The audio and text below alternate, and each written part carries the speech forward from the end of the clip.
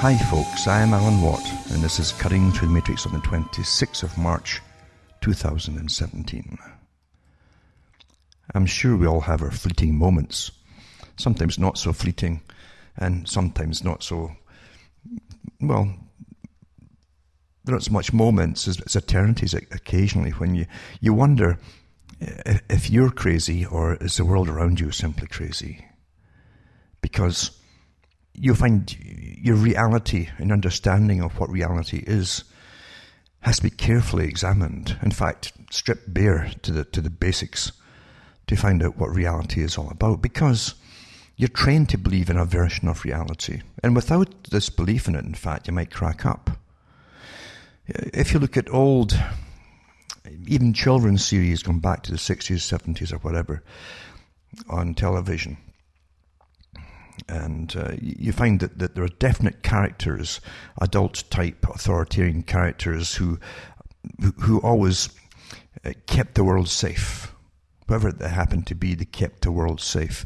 And the children could look up to them for respect and believe in them because these mature characters were trustworthy, honest, and did the right things to save everybody. And that's what you're taught.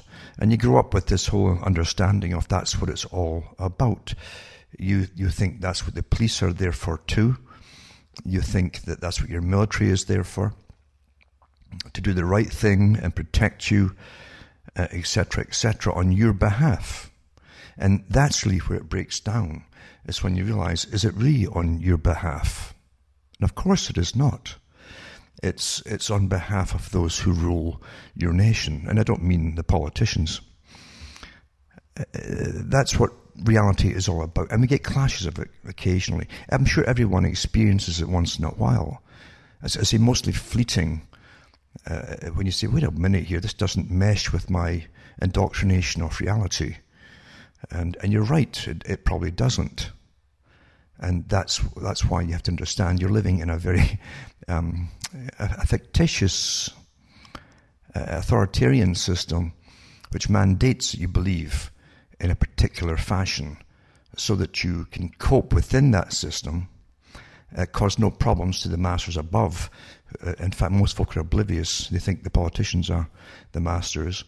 And they don't realize there's a very complex system of control over everything in your life and everybody in your life as well.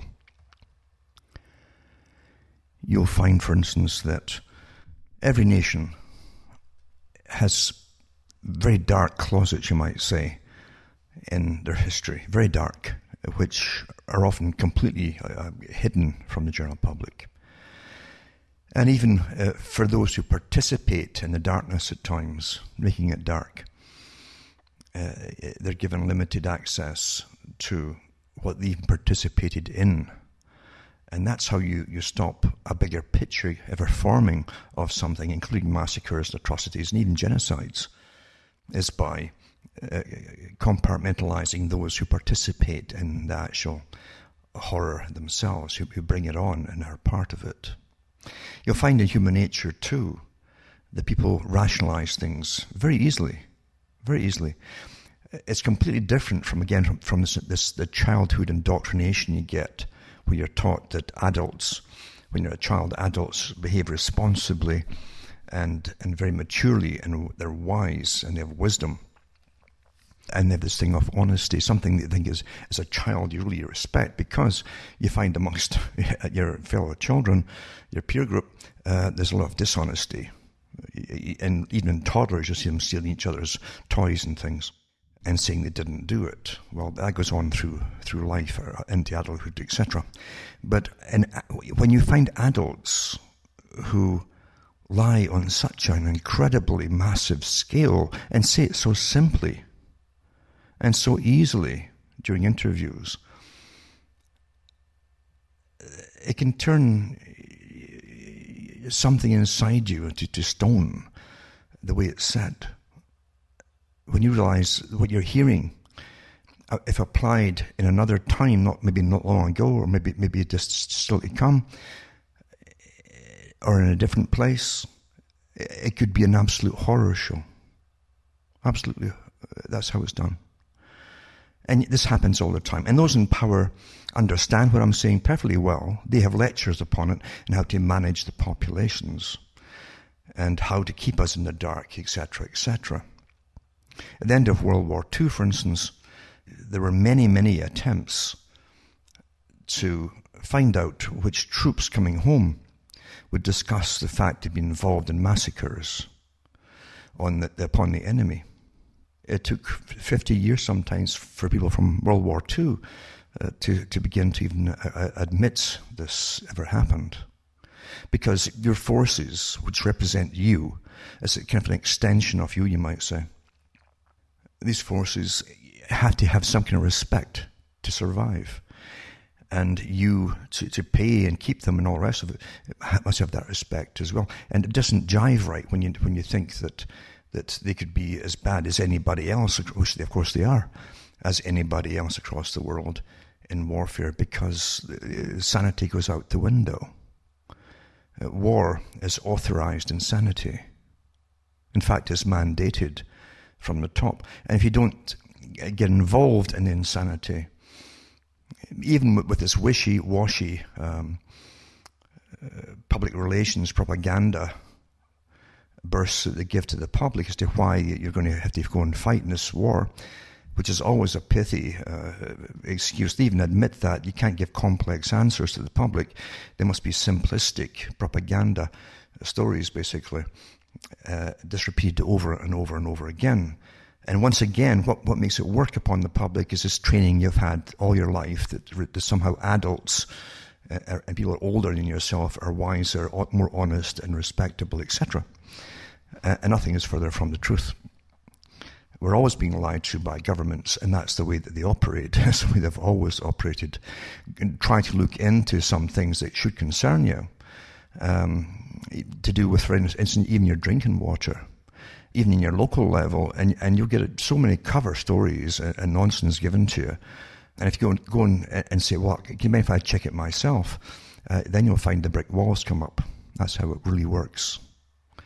You'll find it going to really deep areas too, which are scary areas as well, to do with what happens to all your nuclear radioactive waste when you have spent, they call it spent fuel rods, but they're not spent at all. They're highly radioactive, and they've got half-lives of 500,000 years, some of them, things like that. Anyway, they dump them at sea, and they've done a lot more worse than that. They've even dumped them in some of the countries into their lakes, like Scotland, for instance. They would drive them up from England at one time and dump them into the lakes, encased in steel drums. Most of them, for the likes of Britain and Europe, they take out to sea and they drop them in the English Channel and in different places like that.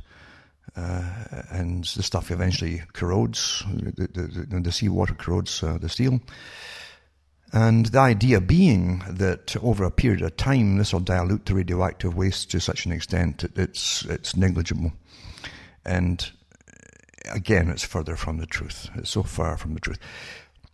But when you dig into that, for instance, you find again the brick wall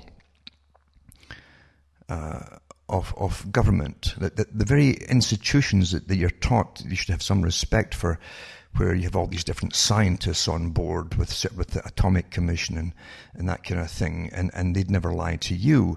And it's because you also are trained to equate knowledge, meaning education, with intelligence. And when you see a bunch of letters behind someone's name, oh my goodness, this guy is so bright and intelligent, you somehow also, in an infantile way, think they'd never lie to you. They must be more upright in character than you could ever be. And nothing, again, is further from the truth.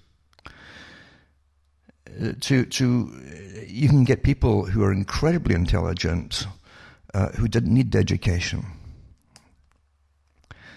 And you find people who've had education who are really pretty dumb and stupid and rather evil characters. There's a lot of them around there, actually. And they're making good livings off of the general public, right down to death, basically. They're still making money off of you, these professional people. So do not ever think that having a good education has made you intelligent, or someone else for that matter intelligent. It doesn't work out that way. And we've got to stop just thinking that because they have this slew of abbreviations behind their names, that you've got to respect them and do what they tell you. Why should you do what anyone tells you without thinking anything through? Not just because they tell you to do it. You've got to think, think it right through yourself. You're the judge. You're the final judge for everything, or you should be, although in reality we're not, of course. So many things are done to us, and we have had no say at all. In fact, when you're a child, you expect your parents to have the say on your behalf, and they're the first ones to get fooled, especially by, say, the medical profession. And don't forget that every profession is a business. You must never lose sight of that. Every profession is a business. Collectively, we are all the business. Everything is made of all of us. And business has never had such a great time of guaranteed profit as it has today, if it can get in league with governments and have government mandate that we buy or use or take their product or whatever it happens to be. Guaranteed. If that came all the way down to the government in cahoots, say, right down with not just with big pharma industries and things like that, but take it right down. Supposing the government says you got to buy a spade and start tilling up your garden in the back of your house, but you got to buy this brand of this spade. You might scratch. I don't know if people would today scratch their head or just go along with it and say, okay, I really don't know. But I know at one time they would have. They would not have gone along with it, and they'd say, well, what is all this about? And if that was to spread to every item that you need just to get by, right down to a pair of scissors to cut open a bag of milk or whatever it happens to be, you might ask questions. But today you find more and more folk never ask questions. You take it all for granted. Now the children are raised in such a way because the parents are already conned before you, as no doubt their parents were too, in turn, and you grow up thinking that everything therefore must be quite normal around you, and you go along with everything. And when different associations and authorities mandate things, you go along with it, thinking it's all in the up and up and it's for your benefit and so on. But again, nothing is further from the truth. We live in the most corrupted age, I think. That has gotten this corrupted than ever before. I really think so. The free trade deals, for instance, that governments have been in cahoots with, that were all mandated by the same Council on Foreign Relations. I've read all the articles. I've read their whole mission from the Council on Foreign Relations of drafting up the free trade treaties for the world and all the rest of it. You got to understand, too, that the corporations that moved to China, for instance, to get slave labor, and it's the dirtiest, cheap labor you could possibly find. And the corporations, the same brand name corporations, which were paid by our tax money, by our government's authority to go over, and we set them up there and paid for any losses they claimed to incur for so many years. They're getting profits that they never dreamed of before. Before, you expected a reasonable profit because business in the West always had an operating cost. And you took that as quite a natural thing, the operating cost. It could be over half of your expenses is just operating the business. And half your profit actually could actually go into paying off all your own debts. It could even be more than that. But the companies, once they got into free trade, and the whole idea was to get free trade, was so that they could make thousands of percentages of profit by having it made so darn cheap. The cost of the material is dirt cheap, the cost of the labor is dirt cheap, and they can sell it back to the Western countries by a law, bring it in, and don't pay any taxes into the nation as they bring it in for sales taxes, and make it the biggest profits they'd ever seen or imagined before. It's disgusting what they expect for the profits today. And we pay it because we've no option but to pay it for the basic things that you need. But now you've got government getting bigger and bigger and bigger with its plans for basic, in a fascistic way, the marriage of corporations and government all goes together. In fact, I've read so many articles from the CFR where many of their members and the trilaterals too are in and out of corporations and then back in and out of government too. You know, it's a revolving door.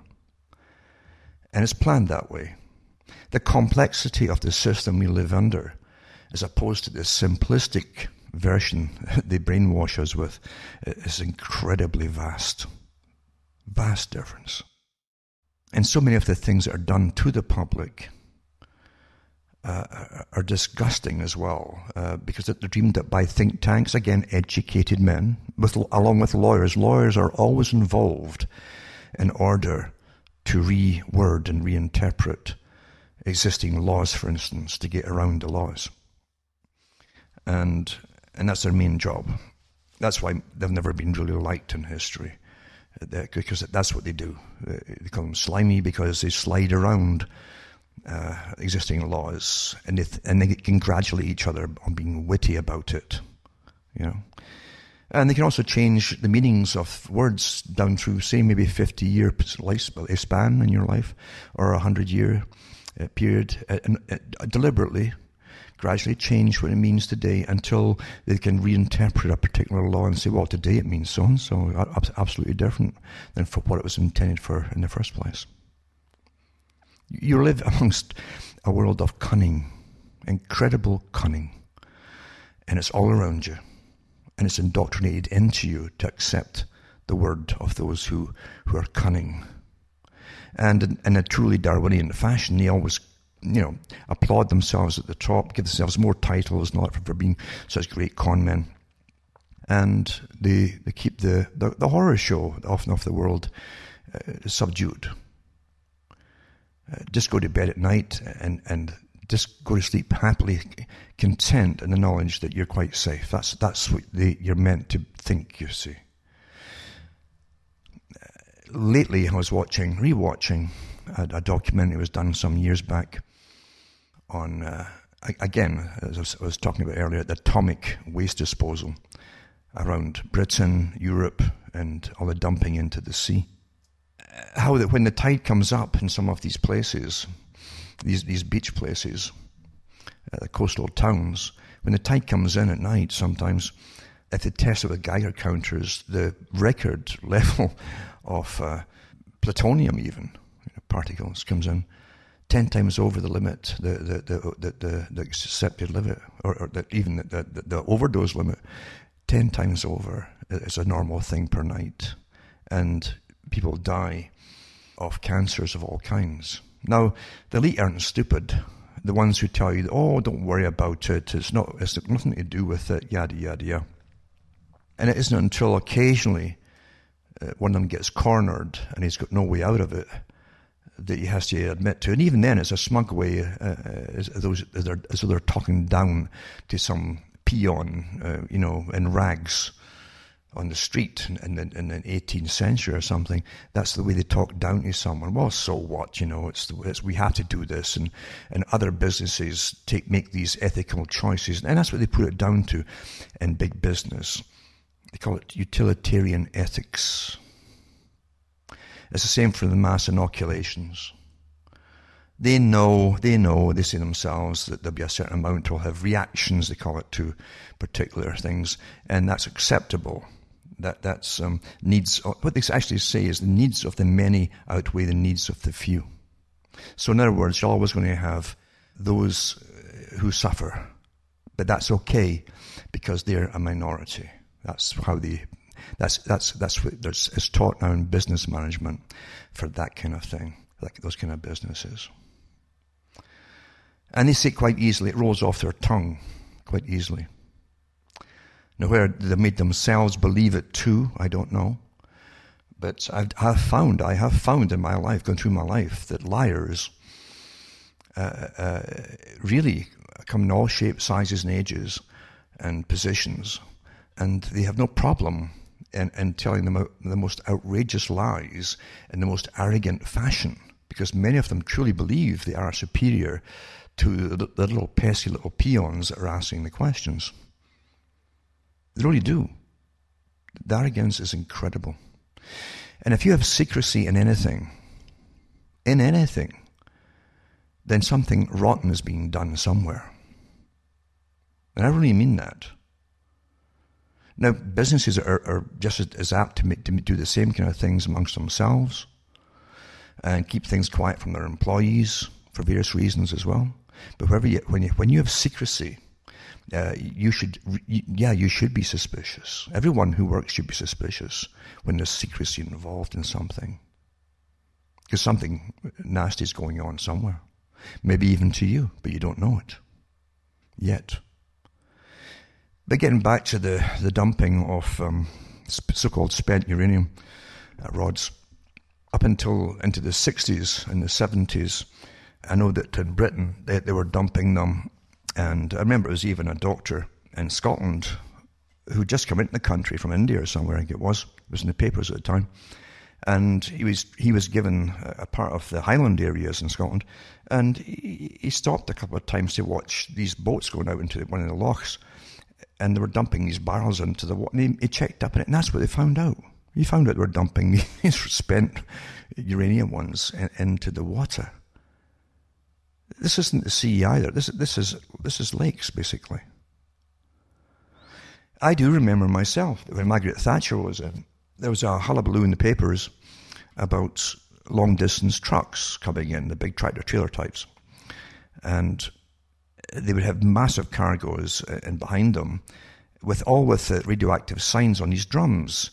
And these were the ones that were getting transported back and forth and so on. But they were leaving them unattended overnight at the kind of gas bar. They call them gas bars, but over there, there's basically night stations where the drivers can get snacks and things like that. And maybe even sleep in the cab or sleep elsewhere. But some of them were getting left unattended. So the government of Britain got round that one, said that the problem was solved. You won't see them anymore on the roads. When you wouldn't, because it took the signs off of these trucks. So you didn't know that they were radioactive at all. That's your standard government answer to something like that, you see. The drums, in this particular video I was watching, it's an old one. Well, not old, it's a few years. But they said that they signed an agreement, I think in the 90s, perhaps, the 80s and 90s, not to dump any more radioactive material at sea from ships and so on, and drums. So what they did, and they kept it all quiet from the public too, they put in these long, long pipes from the mainland underwater, and then they have a few different discharge places on them so they go round their own law. And that's what governments do. Standard procedure.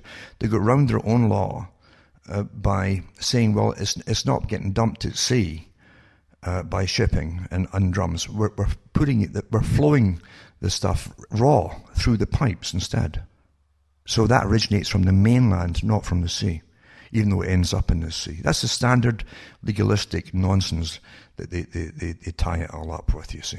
It's disgusting, but that's what we live through, isn't it? That's what we all live through. They treat you all like children and stupid. And again, officials and scientists will say this stuff, even in this video, with straight faces. No blushing, no blinking of the eyes. No, good psychopaths all. And that's what they'll tell you. Well, we're not dumping it at sea. Technically, we're dumping it in the mainland, and it just flows down these pipes into the water. And yeah, so it gives them a chance to put more stuff into the ocean at once. Whereas before, even in the old drums, some of the drums would start dissolving before others. It would take years to leak. That way, it would get diluted a bit more evenly spaced, you might say. But with the pipes, it's directly into the water, and that's it. And then when you find collections, it's just like the same as the global warming scam. the climate scam. You'll find the scientists that take the paychecks because the career now has got, they're well buttered for life, whereas before they probably wouldn't get a job. Now they're well buttered for life for saying all the right. What do you want to say? Okay, I'll say that, and that's them. You know. Then there's other scientists that you'll find do their slogging with their own money and everything else, collecting samples of radioactive waste, etc., around Europe, around the beaches, and they make it professionally tested. And there's the results. You see them professionally testing it. It's not done in some little wooden shack somewhere.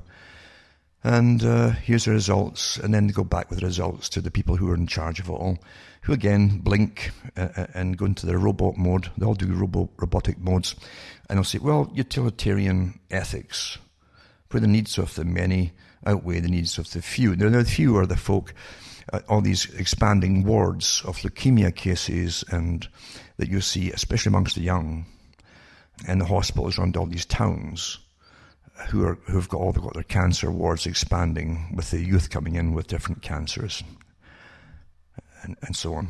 And that's how it's done.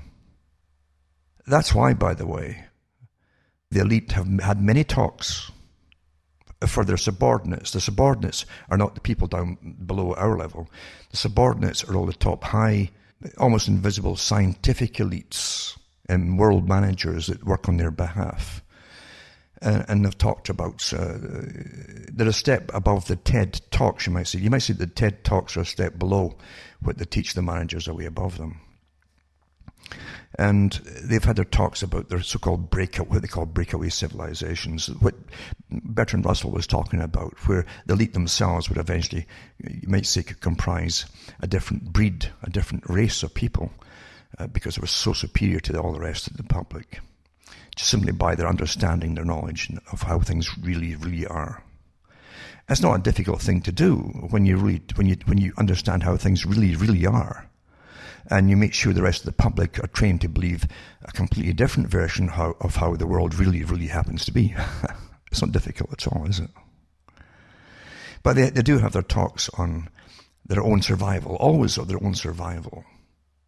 And the elite of every country are in it. There are no exceptions.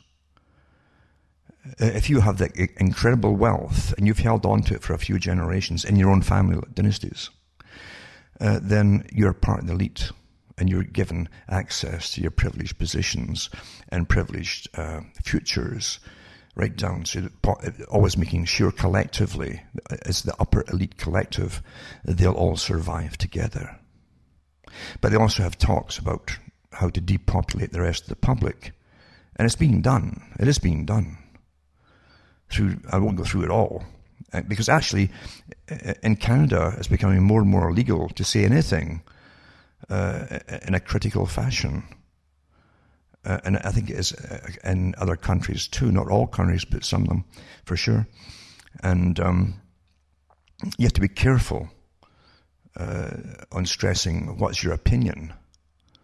And again, using all the different legalities as opposed to here is the fact as you know it, basically. It's all semantics. It's all semantics, but the facts happen to be that it's getting more and more taboo in this day and age to pass on your opinions to other people if they happen to be contrary, especially in a truly truthful view of here's facts, which government isn't forbidding you to know, but they'd rather you didn't. They'd rather you didn't know, and they'd certainly rather you didn't mention it to other people, because the facts are always out there, really, to an extent. Not always, not all of them. In the upper meetings, you won't hear about them. You'll hear about the ones from the scientific elite downwards. You'll hear about their global meetings, but you won't hear about the ones above them, really. It doesn't work out that way.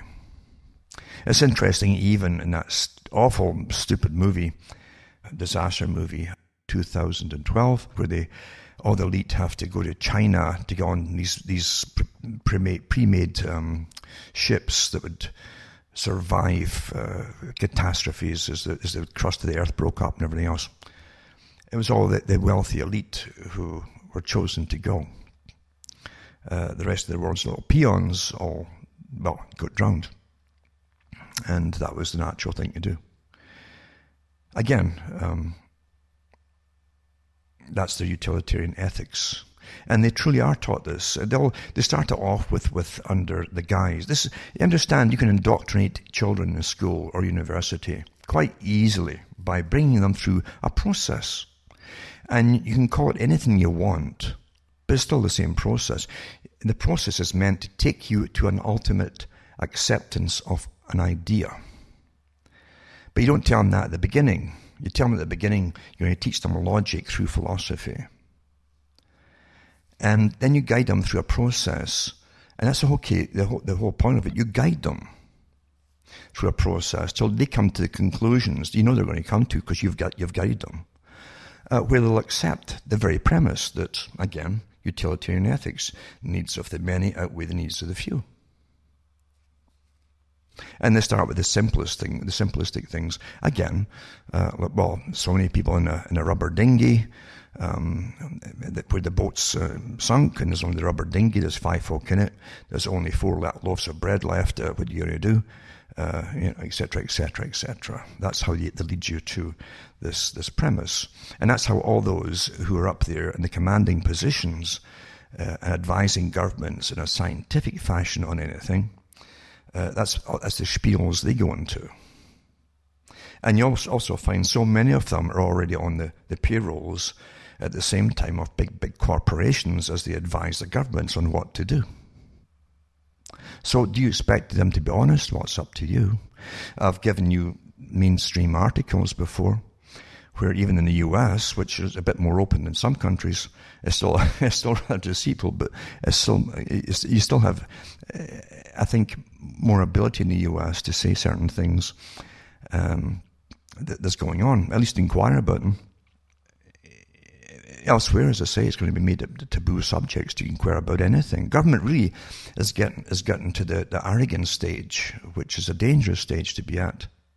It's been interesting, actually, be very interesting to do studies on the people, on the type of people going into government now. They have all them, of course, for the people who actually are doing all the studies, and all of us, all the data collection agencies. This is where they do the true studies, but we never are given access to all their findings at all. But they understand exactly who are getting in, the kind of personality types they want, but they certainly will know why they're getting this particular type, and now it's so arrogant that it's bordering on the stage of being very dangerous. Very dangerous when you get such arrogance and power, even on a bureaucratic level. That is a dangerous thing to have. As I've mentioned, we don't live in a really honest world. We have the right and abilities to be honest, but very few folk are these days. I think, too, part of the problem is that they've had so much indoctrination into falsehoods by cleverly engineered toolkits, as I like to call them in schools, which is meant to, again, make sure the child has the right opinion on certain things. How do you bring them to that particular right opinion? Well, this is how you do it. Here's the formula, but you've got to start here in the beginning. If you start halfway through the formula, they might not get it. You must, and this has all been tried and tested with specialists in psychology and so on. But then you also have the incredible amount of entertainment. There's never been, it gets worse all the time, the generations growing up and bombarded from every age group. The toddlers, for instance, are bombarded and babysat by televisions. They have been for a long, long, long time. And then you go look into what they're watching for their cartoons and you look at the political correctness embedded in everything, to make sure that this child is going to be yours for life. You look at the nonsense that they're fed, and big grants given to the writers for all the stations for putting this kind of stuff into their cartoons. Same in the novelists, in the children's books as well. Captain Planet, and all the nasty people, what they're doing to the planet. It's all the people's fault. There's too many of them, blah, blah, blah, blah, blah. Right down to, here you are, and we're going to punish you all by carbon taxing. And we'll punish you for wanting to travel from here to there when you should be staying in your own little Agenda 21 area without a vehicle. Part of the collective. But all those who promote all this stuff to you, including the NGO leaders, non-governmental organization leaders, they are just the proxy armies for the big foundations.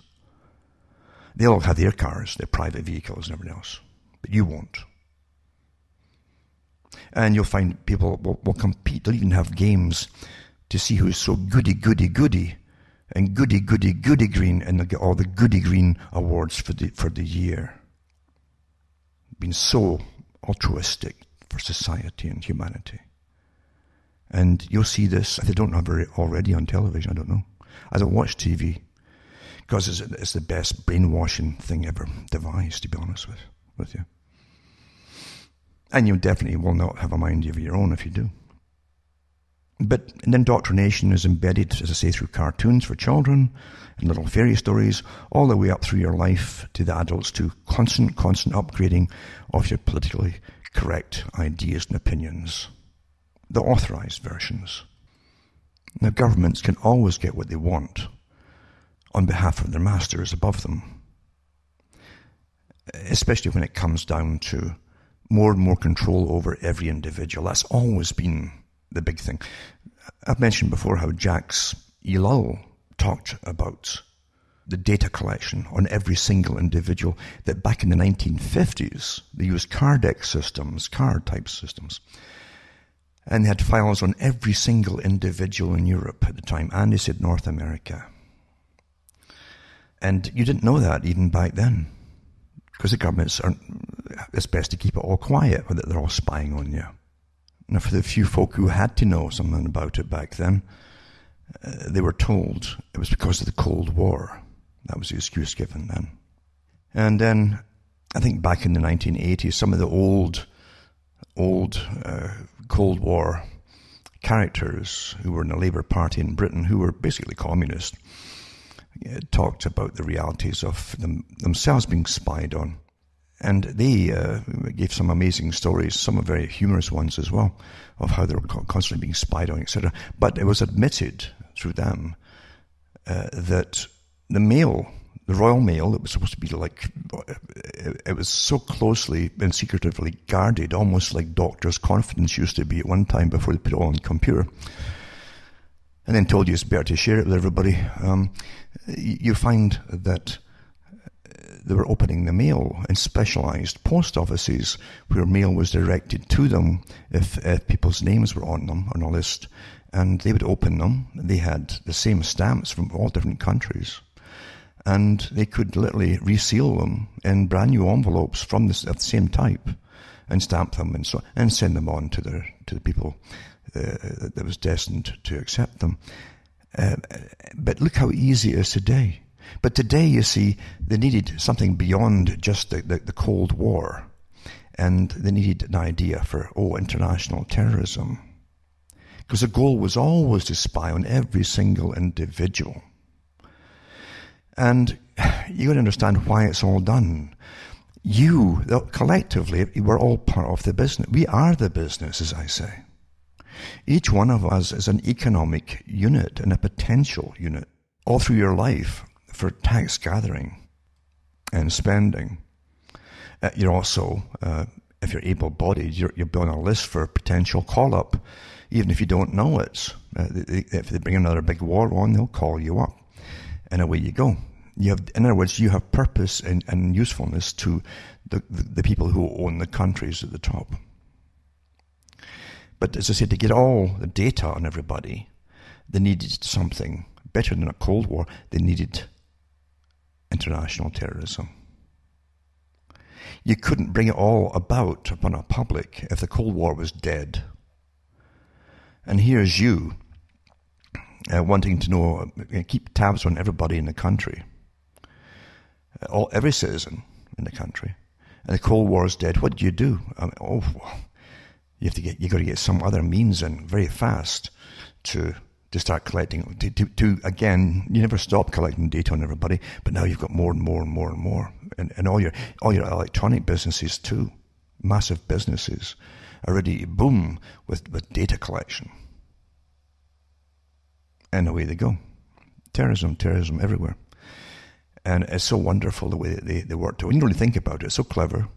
And then they tell you, and they convince you, well, you can't really have privacy anymore and be safe at the same time. Right after when the dust wasn't cleared from 9/11, the towers, when they were already asking you, and all different countries, including Canada, would you give up your freedoms and your rights for security? Questionnaires on TV shows and things like man in the street interviews, all that kind of nonsense. But they all went into the same act across Britain, the European countries, and Canada.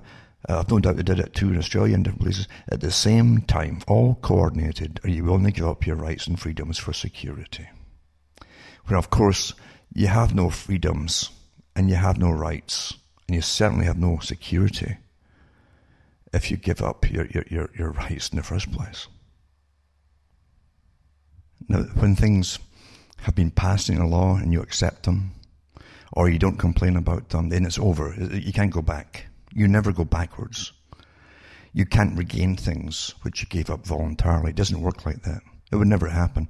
And you've seen it yourselves in the last few years, where governments have promised to stop doing this or that part of their invasive, whatever it happens to be. And then you find out a few weeks later that, they're still doing it under a different name or whatever. That's how things really work. You truly are closer to a slave. A happier slave, absolutely. And again, even old Rockefeller, the late Rockefeller, mentioned it too, how the folk would come to them and basically be servile and so on, and be happy doing so. You find the same thing with Aldous Huxley, who said the people could be made to love their servitude because you give them plenty of scope to be entertained, and they can fantasize until the cows come home, and they'll cause no trouble at all. They'll go along with all the little nuisances in life as long as they get their soma at the end of it. And the soma can take the form of, again, even heavy entertainment of all kinds. Distractions. That's what a drug is. It's a temporary distraction, isn't it? Whereas that or entertainment is the same thing. So you can have happy slaves who will cause no problem most of the time. And then you make sure that you have enough threats out there. They all know what the threats are if they ever feel or get to the edge of causing a problem. So you self-police yourself, as they call it at the United Nations. Self-policing. And so psychology and neuroscience has had a great effect on controlling us all and training us all. The training techniques are wonderful from birth to death now. And I'm not exaggerating at all. And getting back to the beginning of my talk, we're trained to see things in a way which is awfully nice. It's nice to believe that the world really is there, all working for the good of the whole, the collective, all working together, but by responsible people in all the responsible positions of authority. It's a very comforting fantasy, and it stops people from being an awful nuisance to those in charge. Now I'm going to just touch on a few links to stories which are interesting. They tie in together. But just to show you, again, that the constant sharing, everything starts off to be local, then it's national, then it's international sharing of all your data. If you don't think that you have a world government, come on. Huh? But it says Canada is eyeing greatly expanded sharing of immigration information such as fingerprints of visa applicants with not only the United States but other key allies. And it goes through their abilities and what they're doing to do this and why they're sharing it all, yada, yada, yada. The sharing on border immigration, but also the 5-country conference characters all involved, the ones that we share them with other countries, so there are 5, the 5 eyes. And Canada, it says, assumes chairmanship of the conference the year that this article was actually written and published. It says, through a protocol initiated in 2009, Canada can share about 3,000 fingerprint records annually with each conference partner. Now, whenever they tell you something like, here's the total, no, don't believe it, for goodness sake. That kind of thing is for children. That they can share about 3,000. Is it written on stone they can't go above that? Of course it isn't. But this is how they always try to play something down. And it's not for the real reason, as I say, anyway. Then you have this article too from 2014. New Zealand at the time was left out of the Five Eyes DNA deal, because now you see they want your DNA as well, not just biometrics, they want DNA samples. And it says New Zealand had been left at an agreement that lets the other Five Eye nations search each other's DNA databases. Australia and the United Kingdom have signed a memorandum of understanding, and the program will also include the United States and Canada. Australia's Minister for Justice, Michael Keenan, said the agreement would allow the partner countries to fight transnational crime. Mr. Keenan said other biometric data could also be exchanged in the future. However, a police spokesperson said New Zealand had not been asked to be part of the agreement, as current law there in New Zealand does not allow for DNA data sharing. Now, here's what it says. The spokesperson said on the few occasions that New Zealand needed DNA information from other countries, it could request it through Interpol. So they always give you a back door when they say, oh, we can't do that in our country. We've got laws about that. But here's a back door where they can do it. Isn't that pretty standard, eh? And remember, too, all the articles are written with the view that it's the public who are going to view them. So they're not going to tell you much of the truth. And then this article here says, when Apple started selling its iPhone 5S with a Touch ID fingerprint reading sensor, all of the people, or us, entered the biometric age. A little, or a bit, it says here. And it says Apple acquired the technology when it purchased Authentic in 2012. Samsung followed quickly with its own version of the tech in the Galaxy S5 and soon to be released S6. I don't know when this article was actually written. I think this was written, 2015 in March, this one. But it goes into how they've been doing it already. And then it goes into, with telecoms companies, Qualcomm promising to release the 3D fingerprint reader shortly.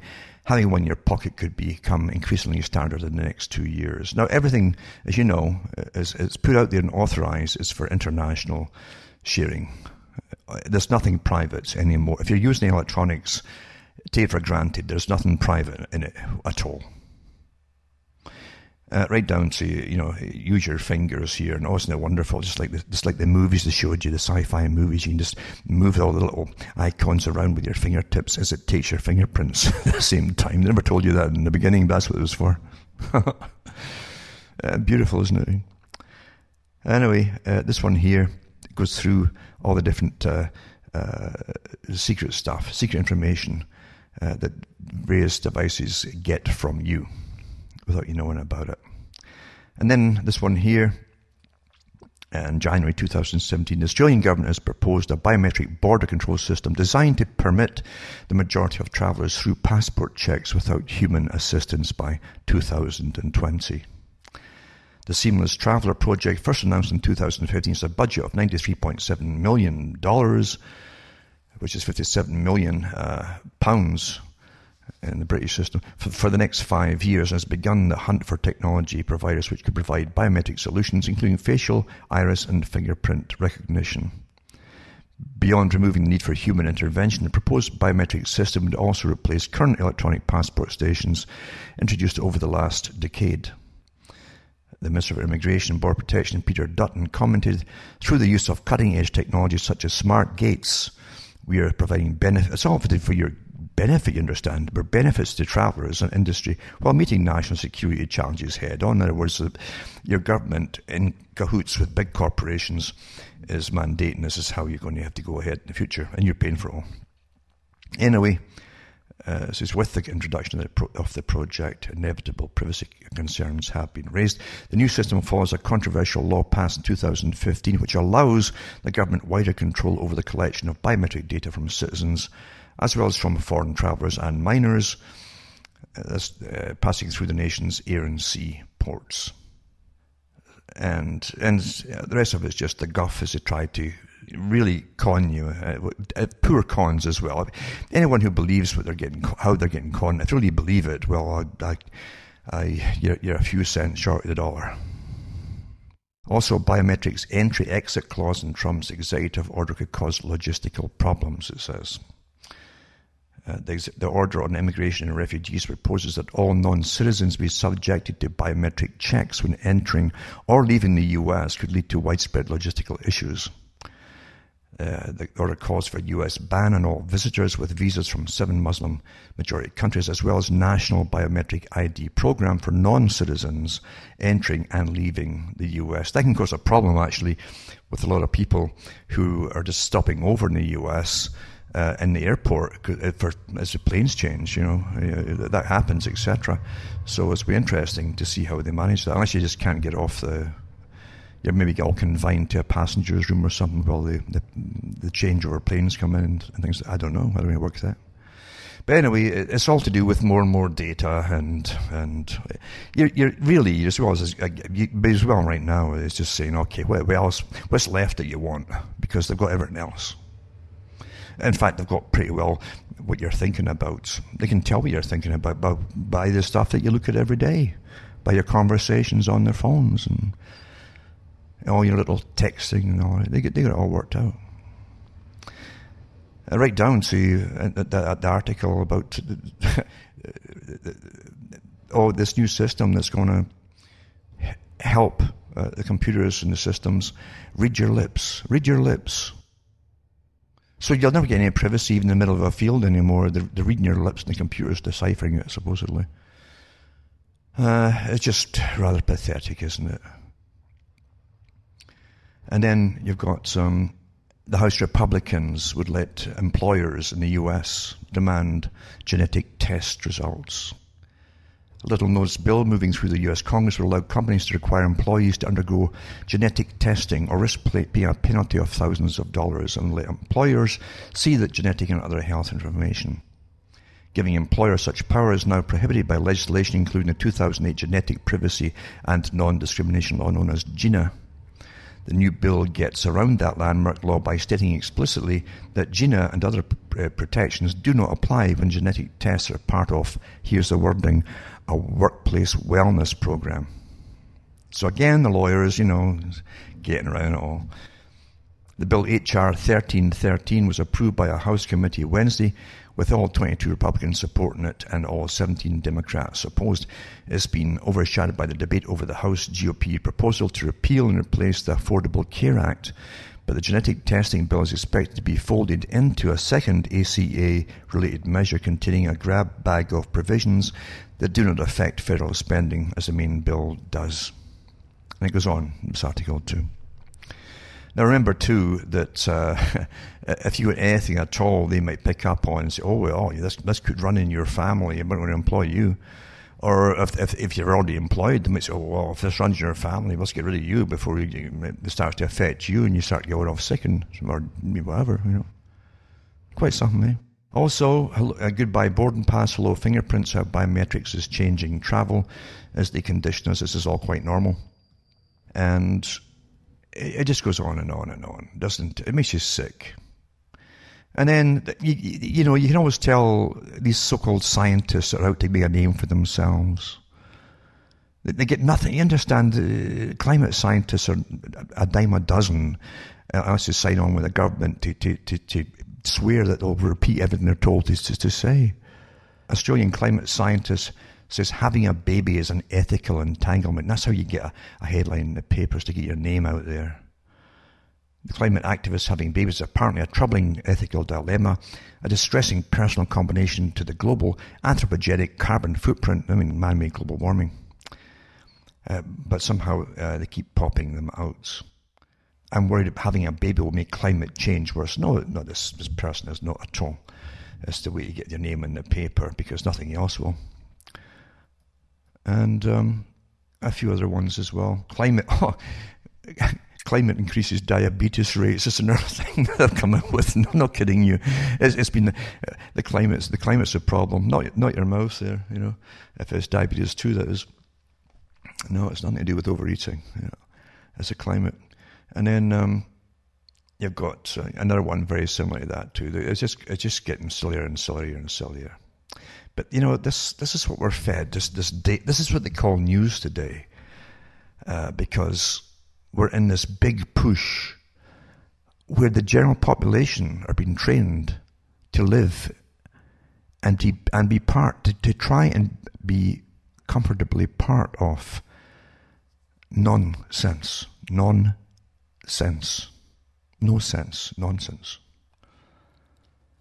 and to train them that nonsense is normal. Everybody's doing it. Everybody's living it. Everybody's talking it. Nonsense is normal.